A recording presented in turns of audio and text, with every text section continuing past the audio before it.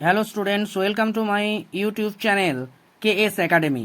যদি ভিডিওটি ভালো লেগে থাকে তাহলে চ্যানেলটিকে সাবস্ক্রাইব এবং লাইক করে আমার পাশে থেকো। আজকে তোমাদের দ্য পাসিং অ্যাওয়ে অফ বাপু থেকে ইউনিট 3 পড়াবো। চলো।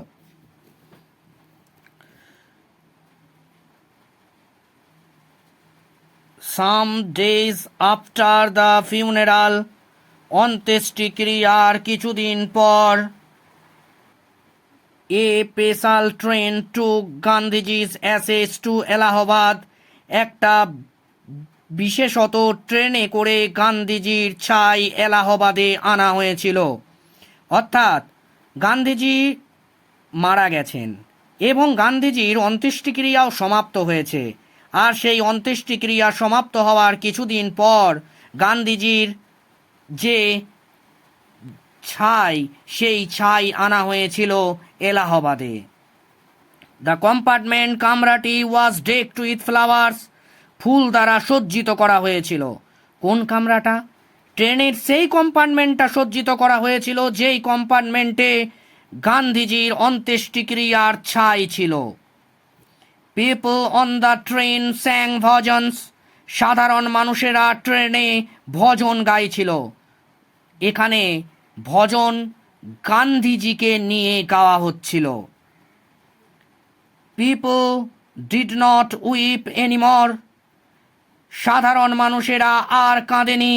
ফর কারণ দে কুড ফিল, তারা অনুভব করতে পেরেছিল গান্ধীজি's প্রেজেন্স, গান্ধীজির উপস্থিতি। Amid the flowers, full, and the songs, এবং গানের মাঝখানে। অর্থাৎ যে সমস্ত সাধারণ মানুষেরা নিরুপায় হয়ে গিয়েছিল গান্ধীজিকে ব্যতীত, সেই সমস্ত সাধারণ মানুষেরা আর কাঁদেনি। তারা নিজেদের কান্নাটিকে বন্ধ করে রেখেছিল, কারণ তারা বুঝতে পেরেছিল যে এই ফুল এবং গানের মধ্যেই গান্ধীজি জীবিত আছেন এবং ভবিষ্যতেও থাকবেন। অ্যাট এভরি স্টেশন, প্রত্যেক স্টেশনেতে সরপুল ক্রাউডস, দুঃখিত জনতা, ফিল্ড দ্য প্ল্যাটফর্ম, প্ল্যাটফর্মটিকে পূর্ণ করে রেখেছিল। অর্থাৎ সেই সমস্ত দুঃখিত মানুষেরা যাদের মাথার ওপরে গান্ধীজি এতদিন ছাতার মতো ছিলেন, সেই প্রিয় মানুষটি অর্থাৎ গান্ধীজি মারা গেছেন। আর তাই সেই গান্ধীজি ছাই যে কম্পার্টমেন্টে করে যাচ্ছিল, সেই কম্পার্টমেন্ট অর্থাৎ কামরাটিকে এবং গান্ধীজির অন্ত্যেষ্টিক্রিয়ার ছাইটিকে শেষবারের মতো দেখার জন্য উৎসুক দুঃখিত মানুষেরা অপেক্ষা করেছিল সেই ট্রেনের প্ল্যাটফর্মগুলিতে। অ্যামিড সং অ্যান্ড প্রেয়ার, গান এবং প্রার্থনার মাঝখানে দ্য ট্রেনটি রিচড এলাহাবাদ, এলাহাবাদে পৌঁছে গিয়েছিল। অর্থাৎ গান এবং প্রার্থনার মাধ্যমে ট্রেনটি শেষ পর্যন্ত এলাহাবাদে পৌঁছেছিল। দ্য অ্যাসেস ওয়ার ইমার্সড, ছাইগুলিকে বিসর্জন দেওয়া হয়েছিল ইন দ্য গঙ্গাস, গঙ্গা নদীতে।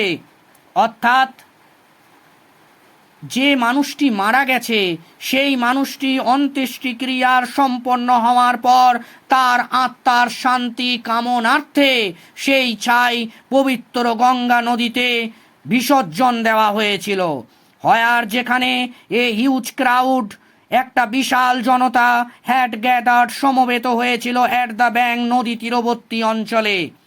অর্থাৎ গান্ধীজির অন্ত্যেষ্টিক্রিয়ার ছাই যে বিসর্জন দেওয়া হচ্ছে, সেই দৃশ্যটিকে শেষবারের মতো দেখার জন্য অনেক মানুষ সমবেত হয়েছিলেন।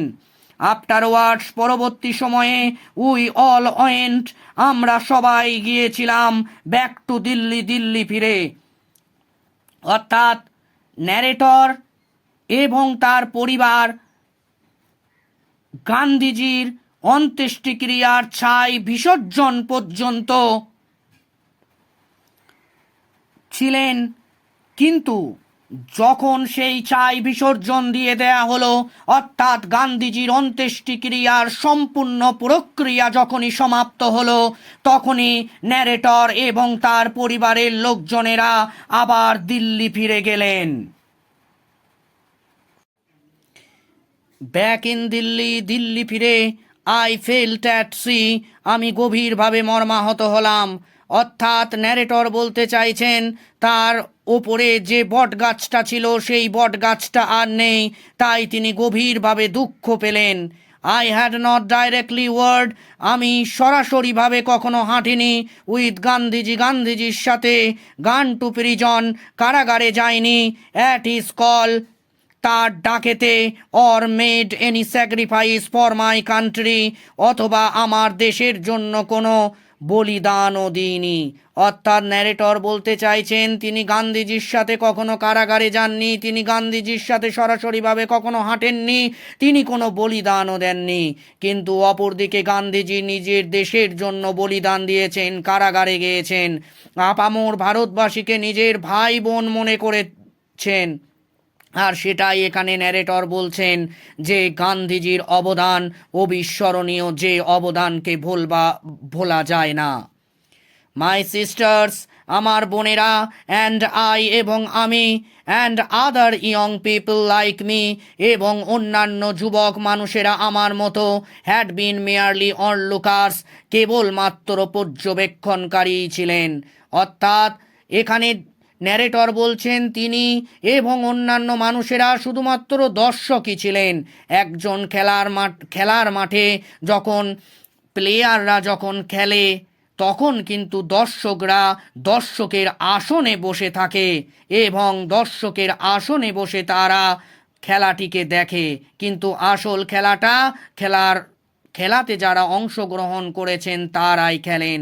ঠিক একই রকমভাবে দেশকে স্বাধীন করবার জন্য যে আসল খেলাটা সেটা গান্ধীজি খেলেছিলেন, শুধুমাত্র ন্যারেটর এবং অনেক মানুষ যারা শুধুমাত্র দর্শকই ছিলেন। But still I felt at sea, কিন্তু তবুও আমি দুঃখ অনুভব করলাম।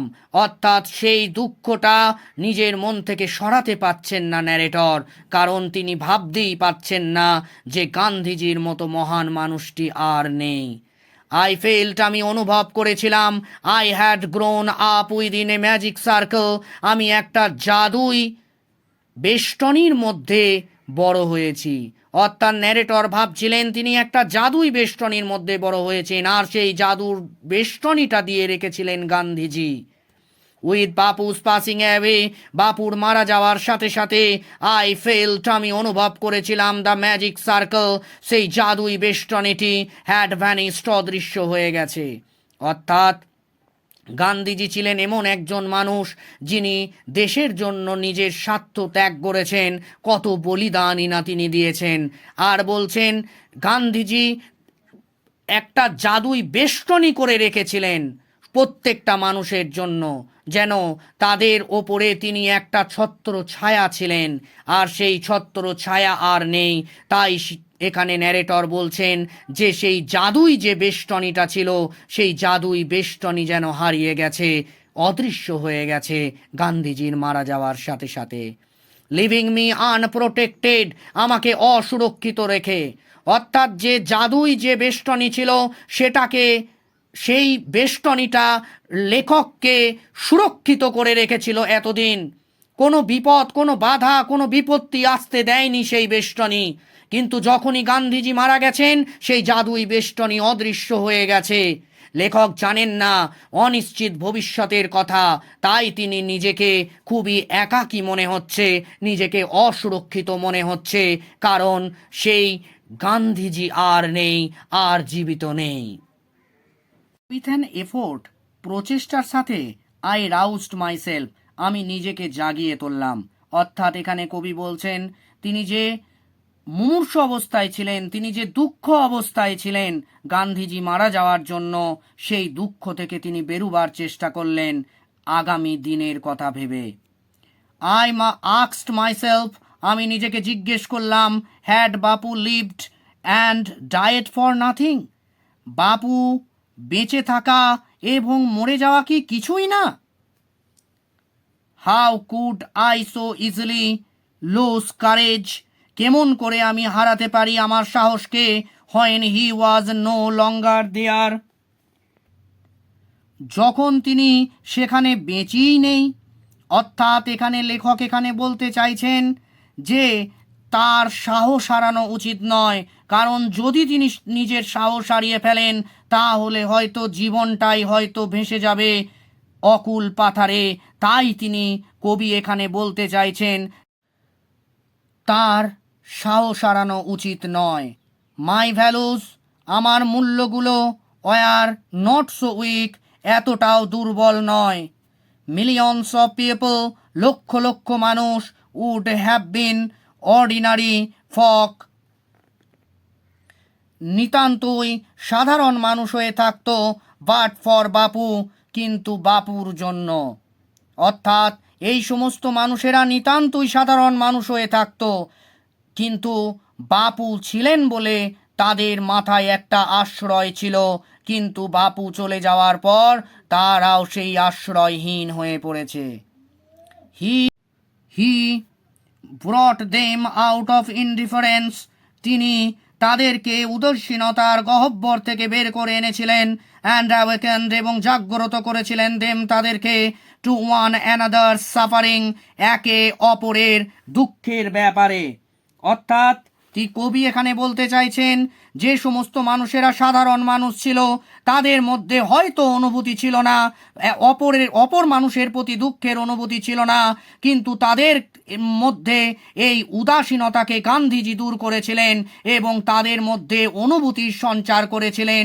তাই সেই সমস্ত মানুষেরা একে অপরের দুঃখে ঝাঁপিয়ে পড়ত, একে অপরের দুঃখকে অনুভব করতে পারত। What if now Bapu is গন, যদি বাপু না থাকেন তাহলে কি হবে? উই আর স্টিল দেয়ার, আমরা এখনো প্রাণবন্ত। ইয়ং, যুবক, স্ট্রং, শক্তিশালী, অ্যান্ড প্রাউড, এবং গর্বিত, to bear his banner before us, বহন করতে তার পতাকা আমাদের সামনে। অর্থাৎ এখানে লেখক বলতে চাইছেন গান্ধীজি হয়তো শারীরিকভাবে জীবিত নেই, শারীরিকভাবে হয়তো তাকে আর কোনো দিন দেখা যাবে না, কিন্তু তার পতাকা যদি আমরা বহন করি নিজেদেরকে গর্ববোধ হবে ভারতবাসী হিসাবে। বাপু হ্যাড ফাস্ট অ্যাওয়ে, বাপু মারা গেছেন, বাট কিন্তু হিজ ইন্ডিয়া, তার ভারতবর্ষ, would continue to live in his children, তার সন্তানদের মধ্যে জীবিত থাকবে। অর্থাৎ লেখক এখানে শেষ বাক্যের দ্বারা তিনি একটা চিরন্তন সত্যকে প্রতিষ্ঠা করে গেলেন। তিনি বলতে চাইছেন যে বাপু হয়তো মারা গেছেন কিন্তু তার ভারতবর্ষ এখনো মরে যায়নি, তার যে সন্তানরা রয়েছে, তার যে আপামর ভারতবাসী রয়েছে, সেই ভারতবাসীরাই বা সেই তার সন্তানরাই ভারতবর্ষকে দেখে রাখবে এবং বাপুর কাজকর্ম চিরন্তন হয়ে থাকবে। অর্থাৎ বাপুর কাজকর্ম সবার মনে এক জায়গা করে নিয়েছে, যে কাজগুলো সবারই মধ্যে বেঁচে থাকবে। তাই বাপু শারীরিকভাবে মারা গেলেও তাকে ভারতবাসী তার অবদান কখনো ভুলতে পারে না। তিনি আগে যেমন অবিস্মরণীয় হয়েছিলেন, বর্তমানে আছেন এবং ভবিষ্যৎ প্রজন্মের কাছেও গান্ধীজি উজ্জ্বল নক্ষত্রের মতো জ্বলজ্বল করবেন। স্টুডেন্টস, তোমরা দ্য পাসিং অ্যাওয়ে অফ বাপু গল্পের ইউনিট 3 শব্দার্থগুলো একবার দেখে নিও।